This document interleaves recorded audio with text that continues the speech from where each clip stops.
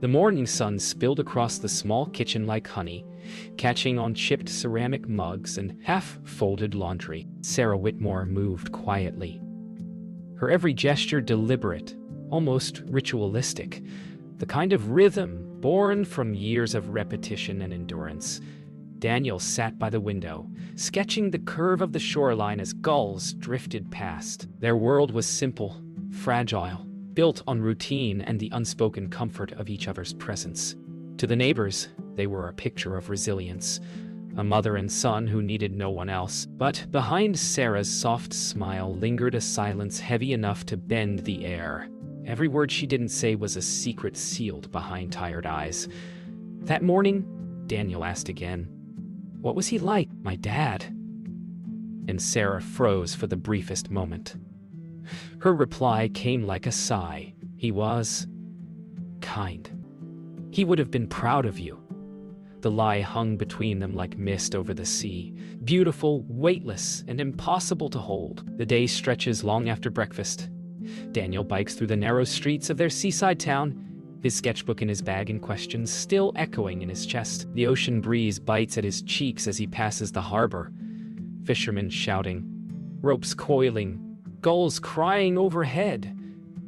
Every sound feels sharper, as though the world itself is hinting at something he's missing. He pauses near the old bookstore, peering into its dusty window. Inside, an old photograph of the town's pier catches his eye, a piece of the past frozen in sepia tones. He wonders if his father ever stood there. The thought lodges deep.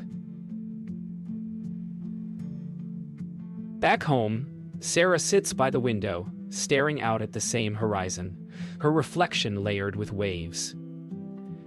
Two hearts looking toward the same sea, both aching for what the other wants say. That evening, Sarah returns from her shift at the clinic.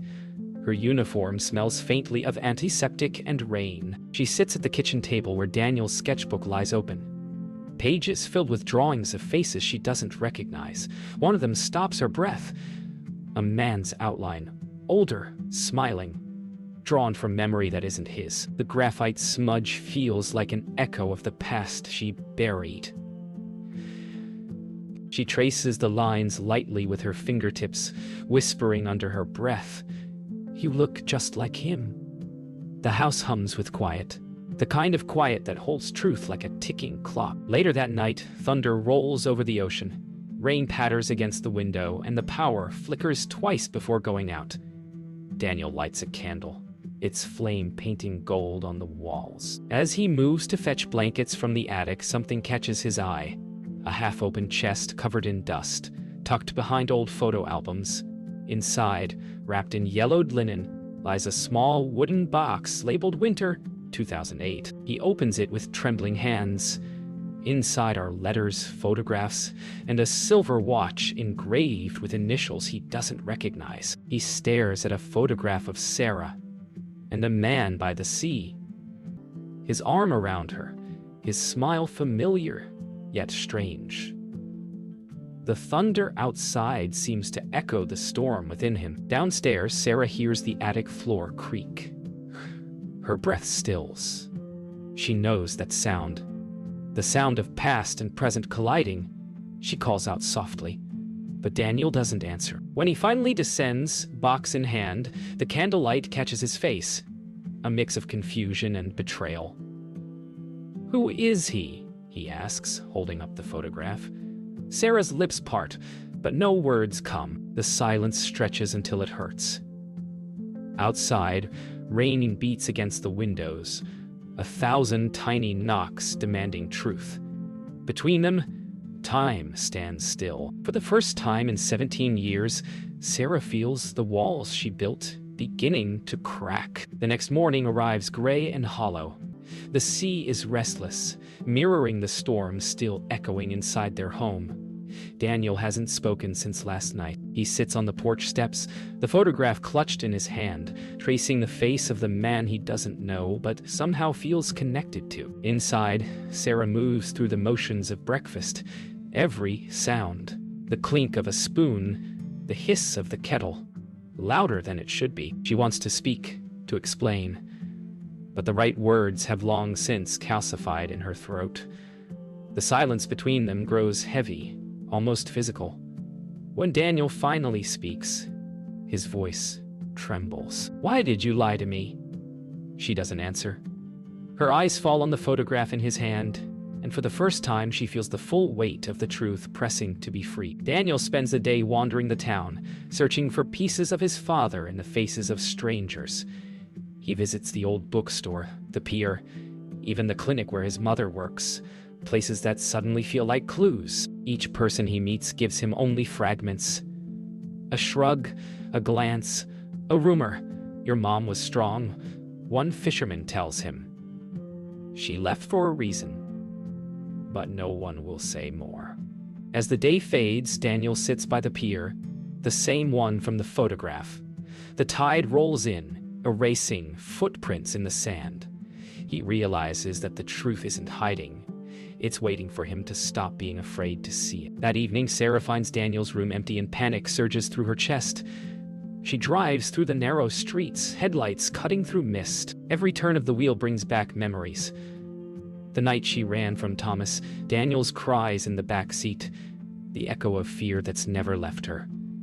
When she finds him sitting alone by the water, she exhales a shaky breath. "You scared me," she whispers. He looks at her, eyes raw. "Then tell me why you're scared of him." For a moment, her resolve falters. She kneels beside him, rain beginning to fall. "Because some truths can still hurt you," she says softly. But Daniel's voice cracks, and lies don't. The next morning, Sarah's friend Grace visits. She senses the tension instantly. The quiet house, the untouched breakfast, the faint traces of tears. Sarah tries to play it off, but Grace's sharp eyes miss nothing. "He knows, doesn't he?" Sarah's silence answers for her. Grace warns her gently. "You can't protect him from the truth forever. He's not a boy anymore." Sarah's hands tremble as she sets down her mug. "I'm not protecting him from the truth," she says quietly. "I'm protecting him from the past." But even she no longer believes it. That night, Daniel searches online using the name written on the back of the photograph. Thomas Reed. The glow of his laptop illuminates his face as he scrolls through pages of articles, most irrelevant, some decades old. Then one headline freezes him. "Local journalist presumed dead in storm accident, 28. His heartbeat quickens. He clicks, reading the article. The photo attached. The same man in his mother's old picture. But something about it feels wrong. No record of a body, no closure. He leans back, realization spreading through him like lightning. The man his mother said was gone might still be alive. Daniel can't sleep. The sound of the ocean outside feels louder than usual, like it's trying to tell him something. The name Thomas Reed repeats in his head, a rhythm he can't silence. He prints the old article, tacks it on his wall beside the photograph, and studies both under the dim desk lamp. The smile, the posture, the background, it all fits too perfectly. "You lied to me," he whispers to the empty room. Downstairs, Sarah stands silently in the hallway, listening to the faint sound of his printer and the scrape of tacks against the wall. She doesn't move. She knows exactly what he's found. The house feels smaller now. Every wall closing in with ghosts she thought were gone. The next morning, Daniel confronts Grace at her flower shop. He shows her the photograph, his voice trembling but firm. "You knew him, didn't you?"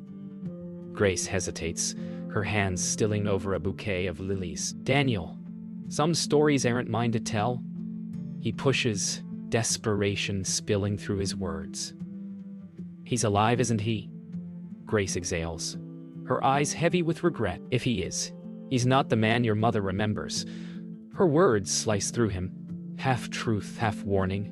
Daniel leaves, the photograph still clutched in his fist, petals scattering behind him like fading pieces of innocence. Sarah senses the shift in Daniel. The quiet is gone, replaced by something sharper. That night, he confronts her directly. "I know his name, Thomas Reed. You told me he was dead." The air in the room feels electric. Sarah's voice cracks. "Because he was, Daniel. To us, he was." Tears glisten in her eyes, but her face hardens with memory. She tells him just enough. That Thomas hurt her, that leaving was survival, not choice. But Daniel can't accept half-truths anymore. "You always said love was about trust," he says quietly. "So why couldn't you trust me?" Her silence answers louder than words. After the argument, Daniel locks himself in his room. The moonlight paints his walls silver blue, illuminating the collage of photographs, names, and notes he's built. His eyes fix on one address printed at the bottom of an old article. Reed Publishing, Fairmont. It's less than an hour away.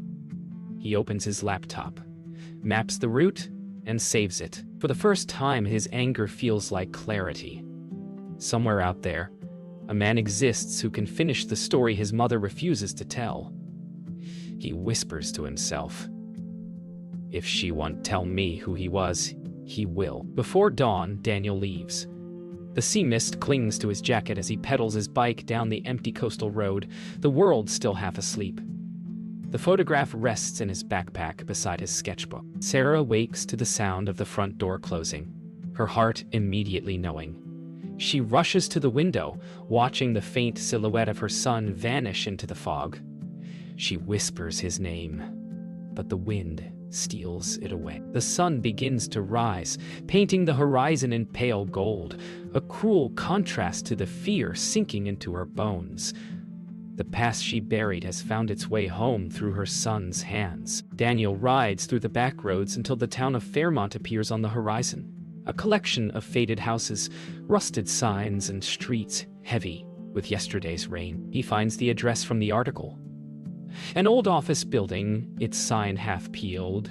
Reed Publishing. The glass door is dusty. The light's long dead. He stands there for a moment, staring at the name, tracing it with his fingers as if it might open. Then, from across the street, a man in his 40s steps out of a cafe, a limp in his walk, a paper under his arm. Daniel freezes. The man's face, older but unmistakable, is the one from the photograph. His father. His heartbeat thrums like thunder in his ears. He whispers the name to himself. Thomas Reed. Daniel follows Thomas through the quiet streets until the man stops by a park bench overlooking the river. Moosh! For minutes, Daniel just watches him. The way he adjusts his watch, the way he looks out over the water with the weight of someone carrying too much memory. Finally, Daniel steps forward. "Thomas Reed." The man turns, startled. "Yes." Daniel's throat tightens, but he forces the words out. "I think I'm your son." The silence that follows feels like eternity.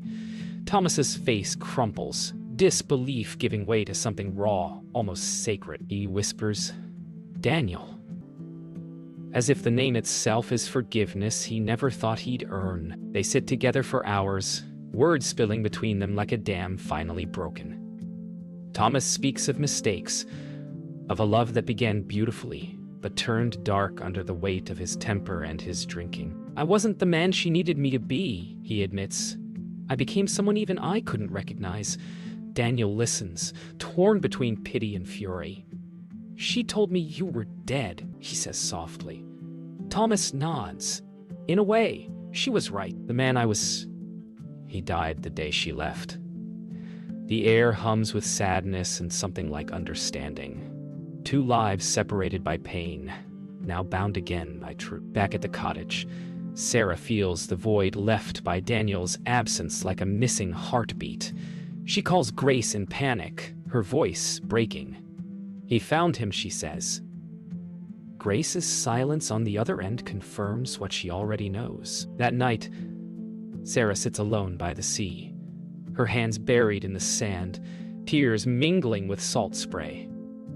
"I did what I had to do," she whispers to the waves, as if they might absolve her. Lightning flickers on the horizon. The storm that once saved her now feels like it's circling back, demanding to finish what it started. Before leaving Fairmont, Daniel stands with Thomas outside the cafe. The air between them feels lighter but uncertain. "She told me you hurt her," Daniel says quietly. Thomas' face falls. "I did," he admits, "not with my hands, but with anger, with silence, with everything I didn't fix." Daniel looks away, struggling to reconcile the man before him with the ghost his mother feared. Thomas hands him a folded letter. "For her," he says. "If she'll ever read it." Daniel nods, slipping it into his pocket. As he turns to leave, Thomas calls after him, voice breaking. "Tell her I never stopped loving you both." Daniel doesn't answer. He just walks into the morning fog, the letter heavy as truth in his pocket. "No, he had to restore each tea." I know. The bus ride home feels endless. Daniel stares out the window as rain blurs the world into streaks of silver and gray. His mind replays every word Thomas said, every memory his mother refused to share. He holds the folded letter in his hand, its edges soft from his grip. For the first time, he doesn't know who to believe. When the bus slows near the coastal road, he steps off and starts walking, the ocean scent cutting through the rain. In the distance, their cottage waits. Lights dim, curtains drawn. A house that once meant safety now trembling with secrets too heavy to hold. When Daniel walks in, Sarah rises from the couch instantly. Relief floods her face, then fear. "Where were you?" she asks, voice trembling. "You found him, didn't you?" Daniel sets the letter on the table. "He wanted you to have this." She stares at it, unmoving. "I don't want anything from him." Daniel's voice cracks. "Then what about me, Mom? Don't I deserve to know who I am?" Sarah's eyes fill with tears. "You're my son. That's who you are." But the words, once a comfort, now sound like a plea. Daniel turns away, whispering, "Maybe that's not enough anymore." Later that night, Sarah sits alone at the kitchen table. The letter lies before her, unopened. The envelope bears Thomas's familiar handwriting, gentle, slanted, full of ghosts. She hesitates, then finally tears it open. His words are simple, raw. He admits his failures, his temper, the way fear consumed him. He writes that he never stopped loving her or Daniel, even after the silence. As she reads, her tears fall quietly, each one dissolving ink into small gray balloons. By the time she reaches the final line, "I understand if forgiveness never comes, but please, tell our son I never wanted to disappear." Her sobs break the quiet open. The next morning, Sarah finds Daniel by the cliffs where the sea crashes violently below. The wind is sharp, the sky a dull silver. "He said he changed," Daniel says without turning. "He said he wasn't the man you ran from." Sarah stands beside him, her voice quiet but steady. "He did change, but the damage was already done." Daniel's jaw tightens. "You always tell me people can heal." She meets his gaze. "Healing doesn't erase what broke you. It just helps you breathe again." The wind carries her words into the sea, where they vanish, like forgiveness drifting out of reach. That evening, Sarah finally speaks. She tells Daniel everything. How Thomas once loved her fiercely but turned unpredictable. How she ran not out of hate, but out of fear. How she built a new life so Daniel could have peace. Her voice trembles, but her eyes are steady. Daniel listens without interrupting, his anger softening into sorrow. "You should have trusted me," he says quietly. Sarah nods, tears shining in her lashes. "You're right. I should have. I was just too afraid of losing you." Daniel reaches across the table, placing his hand over hers. "You almost did." Their fingers tighten, not forgiveness, but the beginning of it. Days pass in a fragile calm. Sarah moves like someone learning how to breathe again. Daniel spends his hours by the shore, sketching waves, trying to capture motion that never ends. Then one evening, as Sarah locks the clinic door, she sees him, Thomas Reed, standing by the streetlight across the road, the same worn coat, the same eyes she once fell into and fled from. For a moment, time collapses. The years dissolve, and all that remains is memory and heartbeat. "Hello, Sarah," he says softly. Her hands tremble as she exhales his name. "Thomas." The air between them fills with ghosts. They sit in silence at a corner cafe, the kind of place that smells of old wood and stronger memories. Thomas speaks first. "I didn't come to reopen wounds. I just needed to see you. To see if you're real."